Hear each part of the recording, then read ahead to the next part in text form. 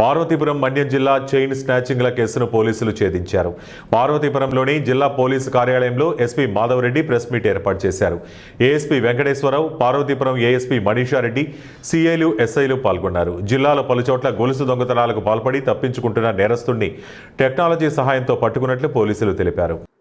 at least 1 మంత్కో 2 మంత్స్కో ఒకసారి ఈ విధంగా మనకి కేసులు రిపోర్ట్ కావడం, ఎటువంటి సరైన ఆధారాలు లేకుండా ఒక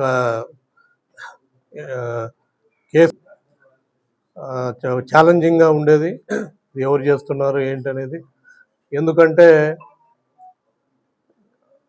ఎవరైతే చేస్తున్నారో వారు పట్టణ ప్రాంతాల్లో కాకుండా గ్రామీణ ప్రాంతాల్లో అవుట్స్కట్స్లో ఒంటరిగా వెళ్తున్న మహిళల్ని టార్గెట్ చేస్తూ, ముఖ్యంగా ఓల్డ్ లేడీస్ని టార్గెట్ చేస్తూ, వాళ్ళు ఒంటరిగా వెళ్తున్న సమయంలో ఇతను ముద్దాయి బైక్లో హెల్మెట్ పెట్టుకొని